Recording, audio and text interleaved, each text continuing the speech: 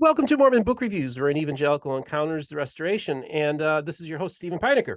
Now, folks, as all of you know, I've had a long history with the Community of Christ, relatively speaking. Going on this January will be 3 years that I attended my very first Joseph Smith III book club meeting. That every Thursday night got together, and there would be about 100 people on the Zoom call every week. And it was facilitated by Lachlan Mackay, who's a church historian and also an apostle in the Community of Christ, and Barbara Walden as well, who's also with the historical department, does the historic sites for the church, and a few other people who are attached to the Community of Christ. It was really a wonderful conversation. And it also was a wonderful book club group because I was a very active participant. I was usually the first person asking questions. I had read the Joseph Smith III book probably about 15 years ago when I checked it out of the Lake County Public Library, and really found myself really respecting Joseph Smith III a lot. And as a matter of fact, if many of you saw me on my Mormon Stories episodes, they asked me, who are some of your heroes of Mormonism? And I listed Joseph Smith III as being one of my heroes. And so basically, I really thought from the beginning of this channel, and then then I meet Paul DeBarth, does the Monday night, the Book of Mormon Perspectives group. That's how I got invited into that group. That's how a person who attended that group was the person who was part of Rebecca Biblioteca's Good Book Club. And that's how I got involved with Rebecca. And then later, of course, Rebecca becomes my frequent co-host. And now, of course, now Rebecca is a co-host of her own program. I kind of found her and discovered her, but it really wouldn't have been possible if it wasn't for my connection to the Community of Christ. So I want to lay this out right now.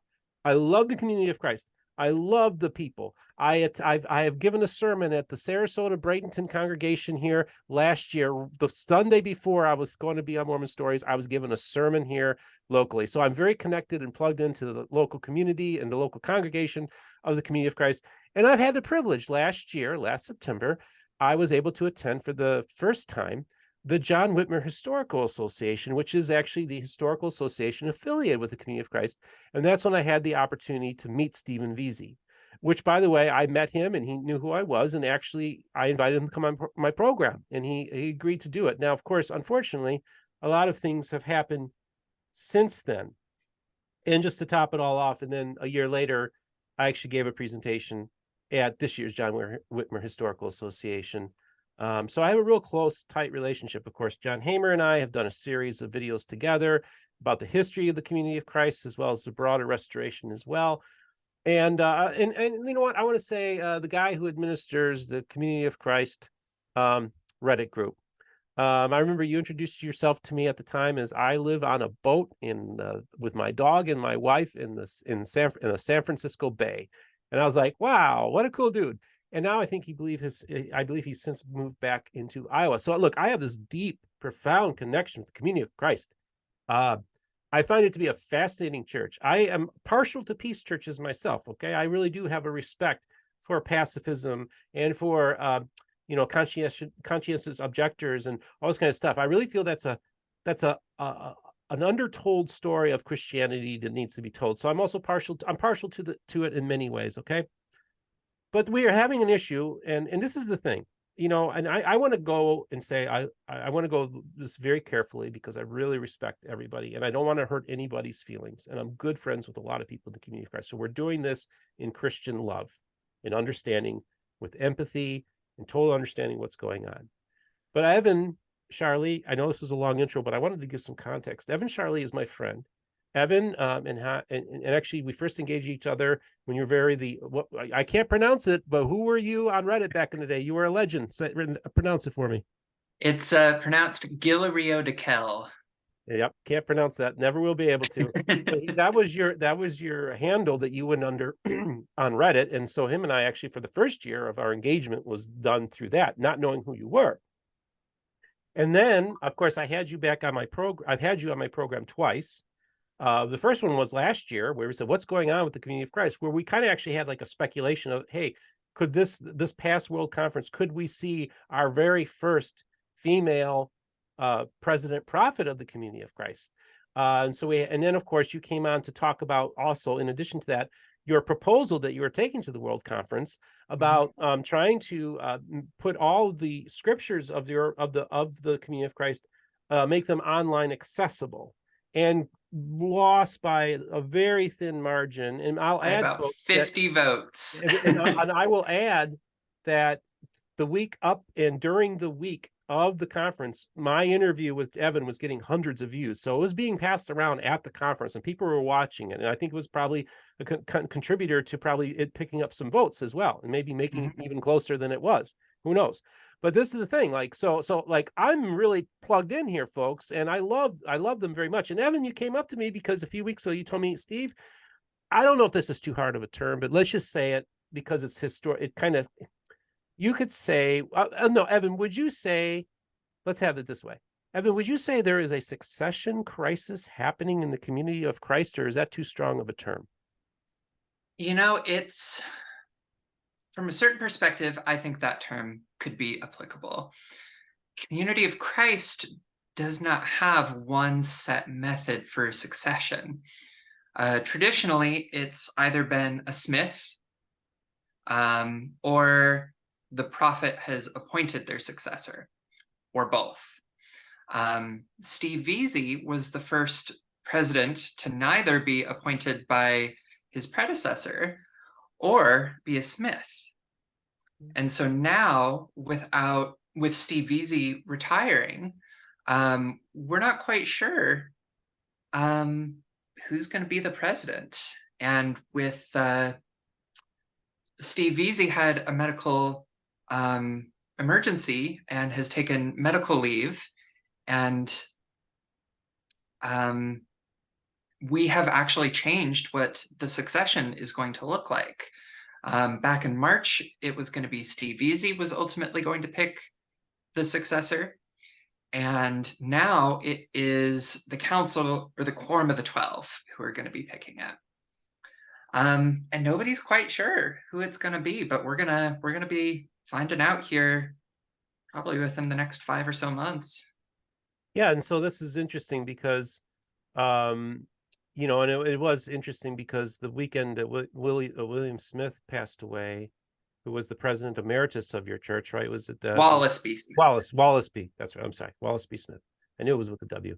He passed away the weekend that of the John Whitmer, and also Lachlan Mackay was not there. Now, of course, this is when all the stuff was happening. So Lachlan, from my understanding, is meeting with the quorum of the 12. He's currently, I mean, so I think that was probably why he wasn't at John Whitmer, because of this situation. Now, you had mentioned to me that you had concerns about how the church is handling this. And I just want you to kind of maybe describe to the audience some of the concerns that you have. And I want to give some context too, because a lot of progressives, especially progressive, like more liberal Mormons or ex-Mormons, many of them point to the community of Christ as being like, hey, why can't the Utah Church of Jesus Christ Latter-day Saints, be more like the community of Christ with their transparency and not hiding information from people? This is how they're perceiving it. And what I find so interesting is if this was happening in Utah, these same progressives would be very, very critical of the Utah church's handling of this situation. So describe to us what you think is being mishandled here, or that you have concerns about as a member of the community of Christ, as an activist in the community of Christ. Tell us what your concerns are and how they're handling this. So Community of Christ, in Community of Christ, we call ourselves a prophetic people. You know, we used to call ourselves a people with a prophet, but now we've really tried to shift the mentality to we are a prophetic people. We have that prophetic gift within all of us. And so to have one person, originally it was just going to be Steve Veazey who picks the successor. Even if every other member of the church wanted someone else, who Steve Veazey picked ultimately would be who was picked. We would, of course, be able to veto that decision, which has never happened before. But ultimately, the people of the church, the prophetic people, would not be able to put forward names for any sort of a democratic procedure. We don't have any sort of an election process. We don't have term limits. John Hamer, who just recently gave a lecture on what he dubbed as the prophetic monarchy, has very much compared the seat of the presidency to that of a monarchy. And there have been calls to shift this monarchy to more of a commonwealth so that there are more democratic procedures so that the people in the church have a greater voice in Now, who. just one thing real quick, that Yes. from my understanding, that what they have done was that they've gone to the membership and asked that they do not discuss publicly about who they think should be the prophet or speculations and stuff like this, and that people, if they want to submit a name, that to then just contact the Community of Christ with a person. As a matter of fact, I was just talking to somebody who's a pretty well-known member of the church who had submitted their suggestion of who they. So there is kind of a democratization going on here where people can make suggestions. What may speak to that? So the church is definitely taking input. They're kind of crowdsourcing what people are thinking of, but there is no sort of vote. Right. And that is something that gives me a little bit of pause because we already have these legislative mechanisms hard-coded into Community of Christ, and we are choosing not to expand them to vote for the president of our church. We're choosing to rely on the more antiquated monarchical system of ordination, which I don't think is right. I think we need to move forward and innovate and trust that the democratic process, which our church loves so much, would work in this facet as well, because we are a prophetic people. Well, what's interesting, Evan, too, is when you think about it, the largest Protestant denomination, also the largest evangelical denomination in America, is the Southern Baptist Convention. And the Southern Baptist Convention has annual conferences, and they elect the president of the church. So it's to say that it can't be done when it's done in a church that's substantially much by margins of quite a bit larger than the Community of Christ is, that they've been able to show that you can actually have democratically elected leaders in the Southern Baptist Convention, the largest Protestant denomination in America. So it's actually, there's already a pattern there, a blueprint there for the Community of Christ to follow, especially since they've already integrated democratic ideals into the church already. Absolutely. And one thing to consider too is we use democratic procedures to elect our pastors in Community of Christ as well. We would be just kind of scaling this up, what every congregation already does. And like you said, Steve, there are other churches that do this too. This isn't a novel idea. Yeah. So now you had said I think the problem is that you feel like that there should be a more public discussion going on, right? Is that maybe describe to me how you think this public discussion should look like? So one of the things, I'll be honest, Steve, I don't pretend like I have all of the answers. But one of the things that has troubled me is seemingly the church has not really looked into how we could have these discussions in a more public and open way. They've seemingly just encouraged secrecy in a lot of regards, having these conversations behind closed doors. And this is quite difficult for people like me who my entire experience with the church is online. I don't attend an in-person congregation. You attend John Hamer's Toronto-based congregation. I You're do. very active on there online. And and before we go any further, I do want to say one thing. I would love for a representative of the Community of Christ. I'm giving you an open invitation to come on my show to maybe address some of these concerns that Evan is having. Because Evan is, he's a relatively new member of your church, but he's also like very active. I'm sorry, my apologies. It's all good. That she is a member of the church, very active, and a very important activist in the church as well. And so, and also you're younger, and there aren't a whole lot of younger voices in the church too. So I think it's really important that when we live in this social media age in which people are communicating through so many different platforms to essentially have an old-fashioned thing, was essentially send a letter in the mail with your suggestions or an email. It seems kind of, for you, it doesn't seem like they're taking into account the new generation and how they would want things to be, and how if a church wants to be a church of the 21st century, it needs to employ 21st century methods of making people feel involved in the church as well. Very much agreed. So tell me some more. I think, what I like about you is that, you're very passionate, you're an activist. Look, I think probably on some areas you and I would have disagreements on, but that's fine, because we can do it in a civil, loving way, which I think is the most Yeah. important thing. And so maybe just talk about a few more of your concerns that you have, and maybe some solutions that you think you could bring to the table. Like you said, you don't pretend to speak and know everything, but from what the little that you've been able to accumulate, and maybe you can just share this with the other Community of Christ people, and also all other people who are interested in this subject. Yeah. I feel like we have always just relied upon world church and the first presidency and the president of the church in particular to tell us how it is. But we as a people have spiritually grown and matured, and we're starting to feel like we can take a more active role in the governance of our church. Mhm.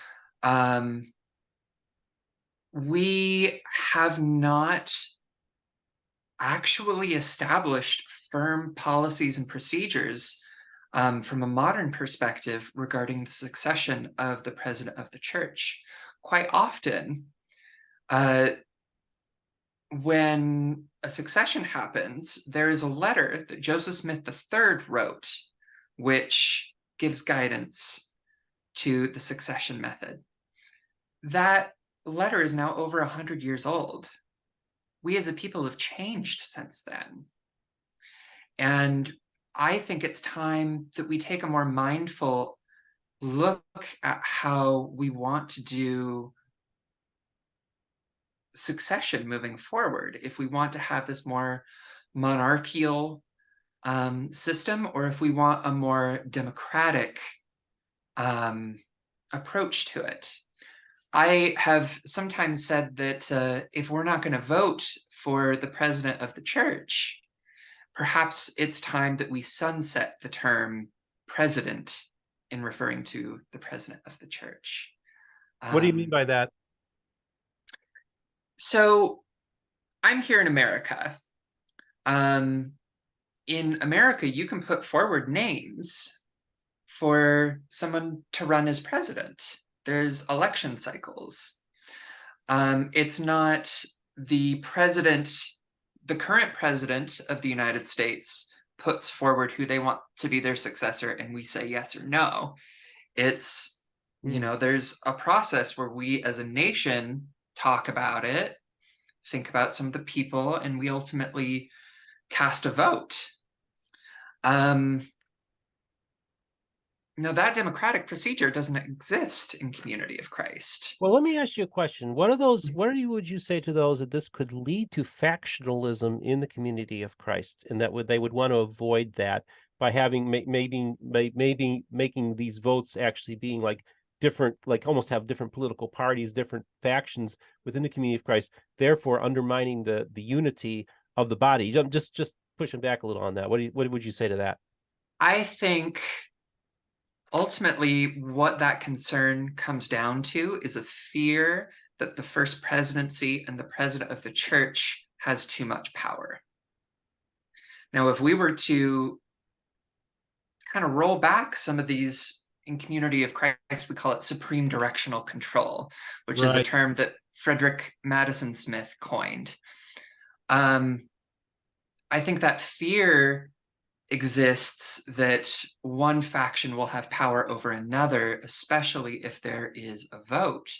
I think that's indicative that the president just has too much power. Hmm. And so that's kind of a similar but different problem. Okay. So um, But are you in favor of having like if the people could democratically elect a president and prophet of the church, that to you would be the best? Would that be the best solution, or are you saying that they should just maybe just get rid of the office of president altogether? I think, um, personally, I would like to see a more democratic procedure. Community of Christ has been shifting towards a more decentralized model of church governance.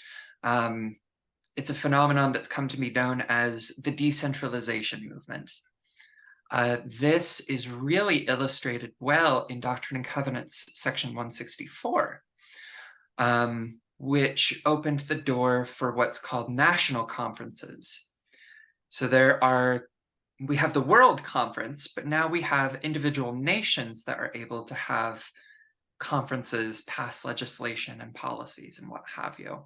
The most recent one actually was just this past weekend when French Polynesia voted to be LGBT inclusive. And that is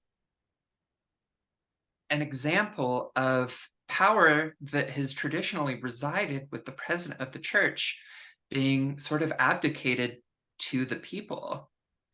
And it's interesting seeing the many different ways that the decentralization movement is taking place and kind of predicting how it could take place in the next 20 years or so.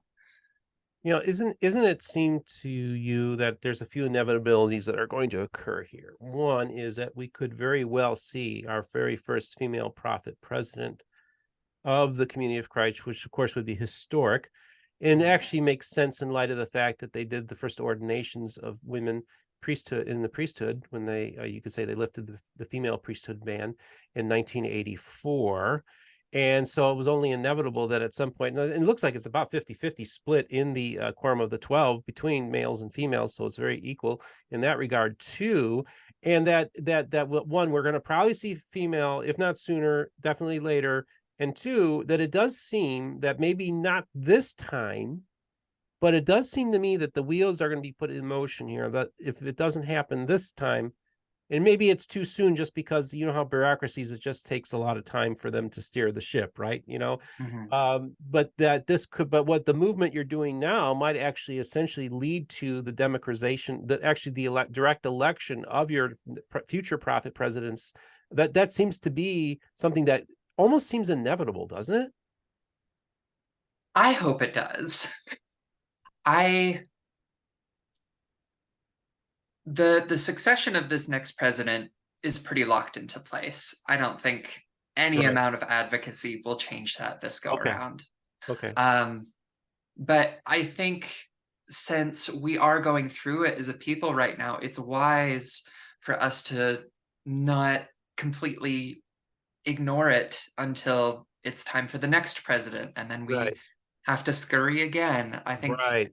this is a Yeah. conversation that needs to continue beyond when we ordain our next president. I'm going to ask you two questions. One, I'm going to ask you, one, who do you think is going to probably be the next president and prophet of the church, most likely? And two, if you don't mind me asking, and you could choose not to share this if you want, but if you have submitted a name, or at least there's a name that you have maybe put out there as somebody you think would make a good prophet president, feel free to answer that question as well. Mm-hmm. Um, there are a couple of people I think could be the president. Honestly, there are a lot of people that would do a good job at being the president. Okay. Um, all of the Council of 12 would be fantastic. My apostle, Art Smith, would be amazing. Chandra Newcomb, I think, would also be an amazing president of the church. She was just ordained an apostle recently, though. Um, there are members of the 70 who would be amazing. I think Joelle White, a descendant of Lyman White, Mm, um, I think she would do absolutely fantastic, and she's a bit younger as well. Um, Locke Mackay, I think, would do a good job. I think he's pretty happy with his historic sites right now, though. Um, I think Mareva would do a fantastic job. I don't recall her last name. I apologize, Mareva. But she is the current president of the Council of 12. And she I have heard a number of folks think that it's probably going to be Moreva. Okay. I think it could also be Stacey Cram. Hmm. It could be any number of these people. Right. I have my own inklings of who I think it might be, some fun wish lists, and kind of my realistic choices and what have you. But there are so many people that would do a fantastic job at leading the church as we move forward. It's hard to say for sure. And to be honest, I don't envy exactly being the 12 specific people who are going to be picking this person. Um, I think that's a lot of pressure for just 12 people. And I think that's another reason why I think a more democratic approach would be a more moral thing, because this is putting a lot of pressure on these 12 members of our community to pick this one person. Whereas if we moved more towards a democratic model, it would be many hands make for light work Yeah. in Okay. terms of picking. Fascinating way to look at it. Yeah, no, it's interesting just to see the development of the history of the Community of Christ. Of course, originally called the Reorganized Church of Jesus Christ of Latter-day Saints. This is the church of the Joseph Smith's family. This is a very I've made 2 trips out there to Independence now. The first trip I went out there, I went to the Smith family gravestones, you know, their plots that they have, and went and there I visited. So this is Joseph Smith's and Emma Smith's church, you know, their family. This is their legacy is the Community of Christ. So it's a really important branch in the Restoration. And and they do such a wonderful job, with maintaining in the Kirtland Temple, which I've been to, Nauvoo, Illinois, the great work that they do there. They're really doing a good job as custodians of the legacy of the Restoration, and they're also doing a really good job doing interreligious dialogue with Protestants in particular. And so I was talking to David Boyce of 52 Churches in 52 Weeks on the phone earlier today, and I just went to him. I said, think about it. The Community of Christ is a member of the National Council of Churches.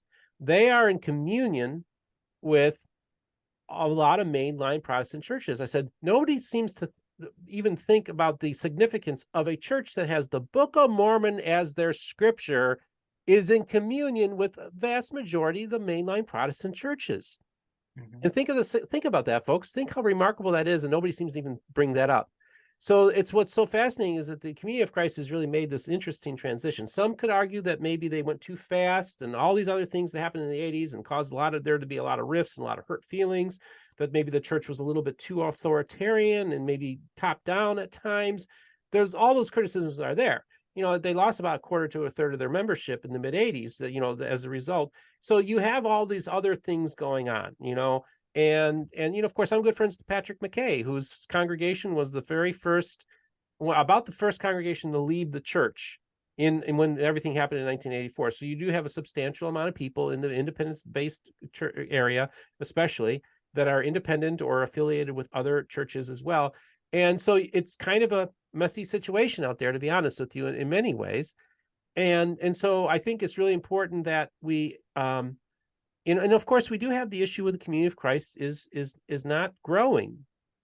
It's kind of been very stagnant in its growth, and it's just there's just a lot. In other words, the future president prophet of the Community of Christ really needs to be prophetic in steering the direction of the church, because we want to see the Community of Christ in the 22nd century, in the 23rd century as well. We need to have long-term thinking. And we also need to hear voices like yours, because you are this future of the Community of Christ. And so I think the work you're doing, Evan, is really important, because you are the future of that church. And I think it's important that the people, I go to many of the Community of Christ congregations. It's full of a lot of elderly people. And I talk to people in the Community of Christ all the time. I got these networks. They're telling me, like, yeah, there's this congregation, so-and-so, there's like 3 people going, or this congregation's shutting down because, nobody's going there anymore. So there's some major serious issues. And even David Boyce did an episode. Remember when he did that episode about all that he happened to be at the Stone Church I told David, go to the Stone Church, check it out. It's a cool thing. He comes there the day they're announcing the closure of a bunch of congregations, and people are devastated. So there's a lot of things going on in the community of Christ, Evan. And so, this is really, if anything, we need a prophetic voice and a prophetic leadership. It's right now. Mm-hmm. Yep, it's a tall order. It sure is. Well, hey, I just wanted to say, first of all, was there anything else you wanted to add to bring up, or did we cover everything you wanted to bring up today? I think that was about it. Okay. Just Well, a quick rundown of, you know, the goss that's going on in Community of yeah, Christ. yeah. And we want to be respectful. And we also, and I wore this shirt, Yes. the praying hands, because I want us to keep the family and Steve Veazey and his family in Mhm. your prayers during this very difficult time. Okay. Because obviously he's not well, and apparently is not able to lead the church at this time, nor pick the next president prophet. Okay. So let's keep the Veazeys in our prayers. And I was talking, actually, I'll just say I was talking to Paul DeBarth the other day on the phone, and he was mentioning about the different candidates, and somebody had mentioned to him, he said, you got to remember one thing too, is remember when you're submitting a name for somebody, also keep in mind their spouse, because their spouse plays an important role in this. And maybe you have a good candidate, but also take into account the spouse as well. And I thought that was a very thoughtful thing to think about too, because they do carry some of the burden as well as being the spouse to the prophet president. So all those things need to be taken into account as well. Evan, I just wanted to say, this is the first time we've seen each other since Sunstone. Mhm. And I just wanted to ask you real quick, how you doing? I'm doing better. Okay. It Sunstone was a little scary for me. Getting up and bearing my soul and talking about my unique polyamorous family. Mm-hmm. Um, None of the World Church leaders ended up attending my Sunstone presentation, which was disappointing.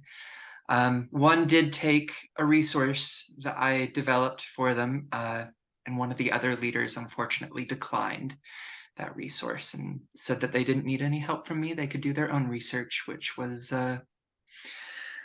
disappointing to say the least. But I have an amazing community that has had my back, has gone out to ice cream with me and my partners, and I feel very loved in my community, and I'm very thankful for them. Okay. Well, Evan, this is the thing, I've got my story. I've told my story too. And I know that for a lot of people, maybe when Evan says things makes you feel uncomfortable. I just want to say, I flourish in the places where most people are uncomfortable. I like to have the uncomfortable conversations.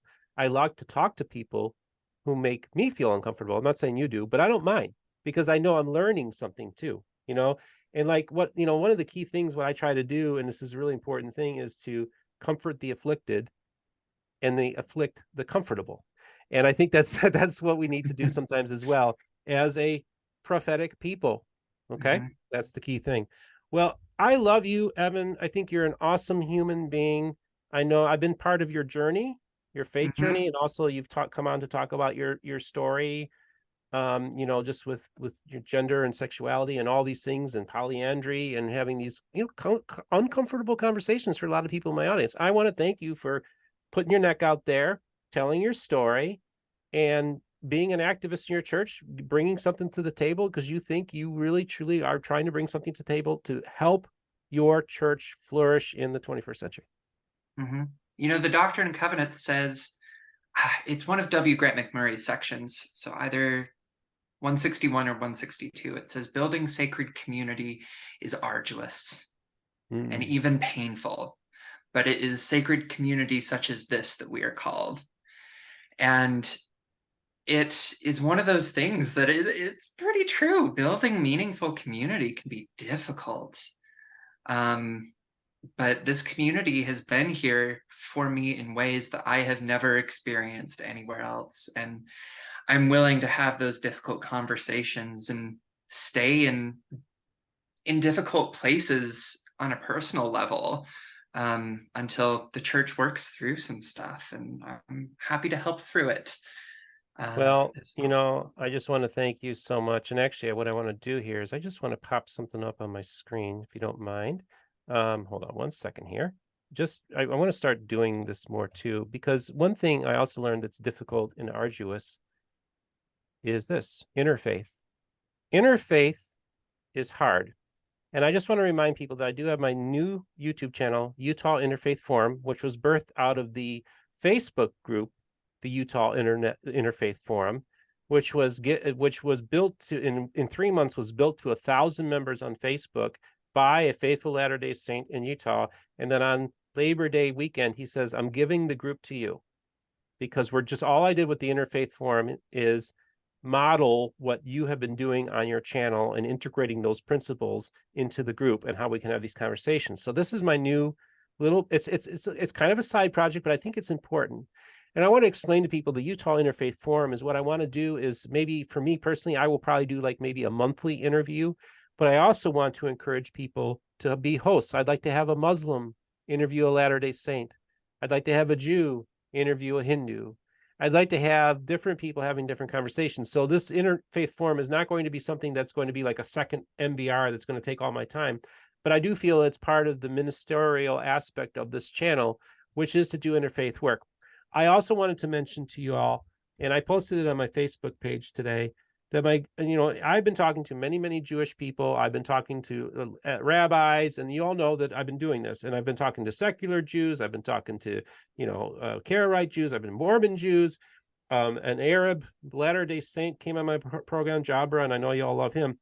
But I often, before I did my last forum, I showed him these pictures. And this is Muhammad Jihad Ishmael. And he lives in the Gaza Strip. Okay. And I'm in communication with him. And I want you to see this. He is there talking. He's part of the Utah Interfaith Forum. And he talks to Christian leaders. That's with his family. That's his son, holding a book by a Christian author. That this Muhammad has friends that are Christians. Okay. And I think it's really important in this time that we're in, that in America, a lot of people think it's just all a bunch of terrorists who live in Gaza. There are good people in Gaza. There are people who want peace, and there are people in Gaza who hate Hamas, okay? And we need to make sure that we talk to all the people that want to bring peace to the Middle East and end all this violence. And that's one of the things, is to have these positive conversations with different people. And I want to thank everybody for all of you who really do appreciate the work that I've been doing with the Israel thing. It wasn't something I planned, but I am involved in it, and I guess the Lord wants me to do that. But yeah, interfaith is hard. Building organizations, spiritual communities, like you had said, those are arduous things as well. And it's not easy. And if it's easy, then we're doing something wrong. You're doing something wrong. So Evan, thank you so much for coming on the program today. Absolutely. It's always wonderful chatting with you, Steve. And folks, remember, for those of you who'd like to support the channel, there are links in the description for PayPal, Venmo, as well as Patreon. I want to thank all of those of you who are donating to the program. Also, don't forget, we do have our merch store, MormonBookReviews.com, where you can get hot chocolate mugs, hats, and all sorts of wonderful. Oh, actually, this is a Community of Christ episode, so I can say you can buy coffee mugs at MormonBookReviews.com as well. And really, this is the most important thing. And of course, Evan, I think you share this with me as well, is remember, all the voices of the restoration will be heard here on Mormon Book Reviews.